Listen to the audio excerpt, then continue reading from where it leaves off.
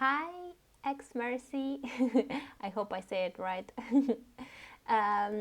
Thank you so much for watching my videos. This is your happiness reading. As promised, this is your gift. I know you've been watching me for a while now and wrote me that you would love a reading. So I hope you will enjoy this one.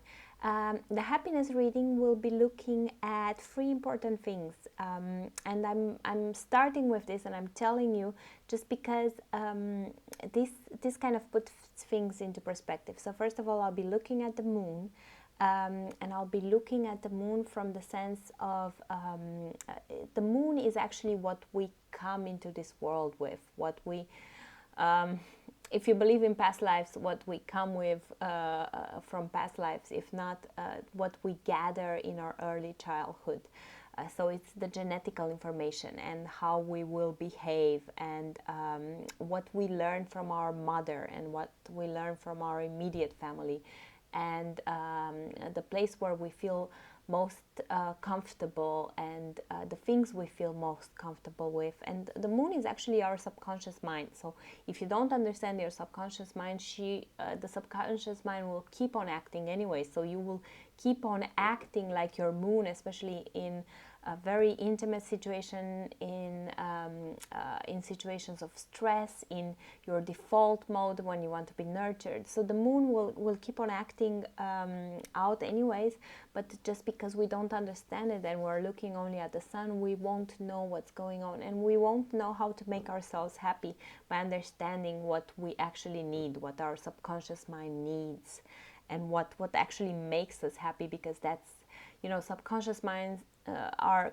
way closer to what you truly desire than your conscious mind is. So understanding the moon is very important, and this is the first step into finding your happiness. The second one will be related to your Venus sign, and Venus is actually everything that we value in life, everything that brings us pleasure, everything that we attract to us, and it's also relationships with other people, but it has also a component of material goods and enjoyment. And Venus is very important in defining what we value and what's important for us and what we attract. And the third one is our North Node, and the North Node is an extremely important component in our horoscope, because the North Node is not a planet, but it's a point between your sun and your moon. It's actually defining your purpose in life. And South Node is the information, or the karma that we come into this life with, and North Node is where we're heading towards. And it's so easy to fall back into our past life or our karmic past, and act like our South Node, but we truly feel happy only when we're fulfilling the purpose of our life, and when we're heading towards what we intended to head towards. So for sustainable happiness, you need to understand your North Node, and this is this little point here. And this is what will ultimately bring you fulfillment, especially in later periods of your life, because we keep on going back and forth with the North Node. So you won't achieve perfection in very young age, but you might want to incorporate it in everything that you do, and know that it is important for you. So starting with the moon sign, you're an Aries moon, like myself. It's just that your Aries moon is based in the 5th house, and it makes also a bunch of connections. It makes a square with Uranus and Neptune in Capricorn, but it also makes a trine with Mercury and Venus and Chiron in Leo. So this is a very important placement for you. So as an Aries moon, I can talk about this very well, because for me, when I finally discovered my Aries moon, it was a big revelation. It was like, okay, finally I understand, and finally I can take my force all in. Um, Aries moon is the initiator, the spark from the beginning. You need to initiate things. You live for starting new things, for creating new things, um, for progressing, for growing, for achieving your goals, for fiercely fighting for what you want, for fiercely putting your heart out there and investing 200, 800, a million, 100% for what you want to achieve, more than other people can at times, and it moves mountains. And so an Aries moon, usually, if you are into your power, and if you haven't had it suppressed throughout your life, or hidden, you feel at times that your will is so strong, and that you can accomplish everything, and you want it now, and it will happen. And but what you have in comparison to other people is that you are ready to put all in to achieve that one goal. May it be a girl, may it be a boy, may it be a job, may it be a project, may it be a contest. We're also very competitive. So you like to know that you can achieve everything. Steve Jobs had this moon, and I think it helped him very much with his Pisces sun, to achieve what he achieved, because this is the engine behind everything.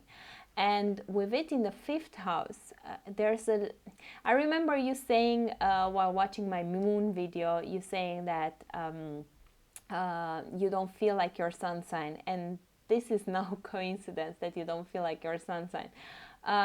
First of all, your moon is in the fifth house, so the house of Leo, and you definitely, it's in a fire sign in Aries, but you definitely have a big charging of Leo on top of this Aries. So you want to be center stage. You dream of being center stage. You dream of being creative with all this energy. So on top of wanting to progress, you also want to be admired for what you embody, and for your courage, and for your initiative, and for your great creative spirit. You feel like, okay, I'm starting things, I'll create this, it's a good placement for a center stage person, maybe even a drama queen, but not quite. No, it's a good placement for someone that gets things done and accomplishes everything, and goes out there and fights and gets the admiration for it, and always grows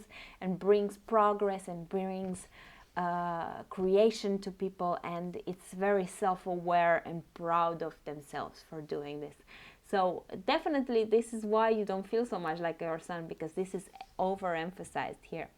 And good trines with your Venus in Leo and Mercury in Leo, and with Chiron, so you're trining all this, so you probably are very good at communicating, at expressing your points of view, at creating beauty, at helping others, or so this is coming out of that. And another thing, this square with Uranus, I have a trine, but a square with Uranus makes you even more restless. So you cannot, this fire energy, getting the Uranus influence, feels like, wow, I need to change things, I need to shake things up, you cannot hold me down. I'm going to change everything I don't consider that it's working, and I'm not going to listen to anyone's opinions. I'm going to be my own self. This is very important to you. I'm going to be my own self. I'm going to express my own opinion, do my own thing.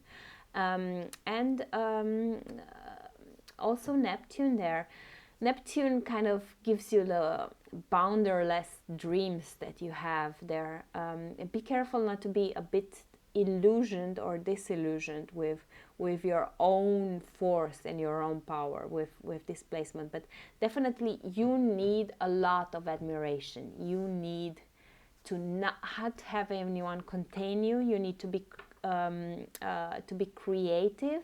You need to express your individuality. Is very important. Individual things, what you stand for, what you bring to the table. You need to be able to show your value, to shine your light on people and get admiration. So this is what will mostly get you happy.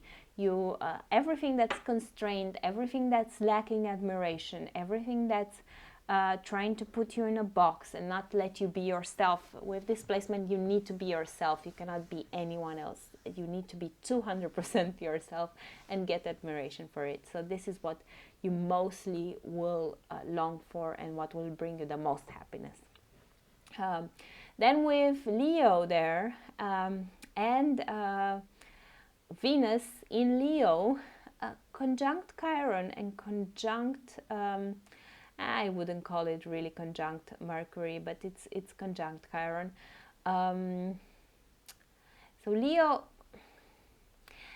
Venus again wants the same thing, and just looking at it, it's in the ninth house. So you probably want to be appreciated for your ideas. You want to be center stage. You want the dramatic type of love. You want all out love, inflamed, living things to the maximum, getting all the admiration and being creative and playful and again individualistic in your ideas. You want to have people admire you for your ideas and for your knowledge and for what you bring to the table in this area, in the area, maybe an area of spirituality or of higher learning. So it can also be academic ambition. If not, it could be just philosophical, like ambitions or spiritual ambitions. But definitely admiration is the word. You need admiration more than anything. And this is why your sun didn't resonate so much. Plus, it's also it's really on the cusp. So you can really consider yourself almost a Leo. So it's a very Leo influenced horoscope. But be careful with this Chiron. Chiron there with Venus doesn't make your love life the easiest. So your personal love life might not be the easiest, or even your self-value at times. At times you might feel, I'm not getting the recognition that I need. I personally cannot shine as much as I want myself to shine. And what you do with Chiron there is teach others to shine as well. And the ninth house does this: teach others to shine, teach others to value themselves, so Chiron is the wounded healer. So whatever you're lacking, wherever you feel that you're not getting enough attention, you're not getting enough center stage, by helping others get center stage, by helping others express themselves creatively, by helping others get the point of how valuable and shiny and beautiful they are, you will feel also your value increasing. This is the curse and blessing with Chiron. With any type of placement, you need to focus also on the other ones. But definitely all these two placements say the same thing: you need to value yourself and receive admiration in order to be happy. Now we're on to the North Node, and the North Node is actually what will sustainably bring you happiness. So what will, on the long run, at the end of your life, if you stand on your couch and think about what you would have liked to accomplish, the North Node is that one thing that you would have liked to accomplish. So it's good to start working on it while you're still young. I also have a North Node in the second house, so I kind of know this. And your North Node is at 0 degrees Capricorn. in the second house. This is I have a good friend, Jean-Marc, that calls it the post-traumatic, because you come from a south node here in the eighth house. The eighth house, you know, it's a house of tumultuous, soul-searching, witchcraft, bad things happening to you as well. And you're heading towards that life of wellness, enjoying things, enjoying money, having wealth, having good fortune. And you probably have felt this. I have felt it. I don't know if you, but I guess, I guess maybe we have a similar experience. So the beginning of your life must have been tougher than what your life is becoming, and this is no chance. This is not happening by chance. This is no coincidence. You have started this life with more of the south node, with that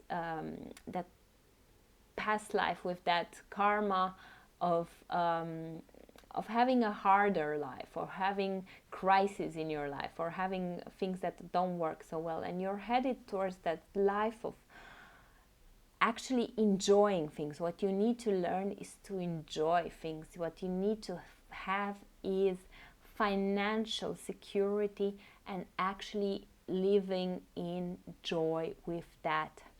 And in Capricorn here, it's double emphasis on money. So in this lifetime, I'm going to be very honest with you. What you need to be doing in order to be happy is to get social recognition and money. And money for your social recognition. Capricorn is again social recognition. And all these planets that you have here kind of allow you to do this. But you need to work through your own means, through your own value, and gain a bunch of money, and also learn how to enjoy the simple things in life. Learn how to live without crisis, learn how to live without depending on others, because this is the eighth house self node. We used to depend on others in other lifetimes, and now we're individuals, and now we're fighting for our own mission in life, and not depending on others, and making our own wealth, and making our own long, prosperous, happy, and filled with joy life, because this is the second house. The second house is the house of Taurus. Taurus enjoys life more than anyone, can enjoy the simple pleasures like food, like nature, like clothing, like all of this. So, and Capricorn there wants really social recognition, and wants, even more than anything, wants money. So in this lifetime, you will be most happy if you know that you made money through your own value, and you know that you got that social recognition, and you know that you got to a place where you don't depend on others, and where you have a very settled, very prosperous, very well filled with happiness life, where you're indulging in your own life and wealth. And this might sound strange, because we're usually up here with the south node and not always ready for this.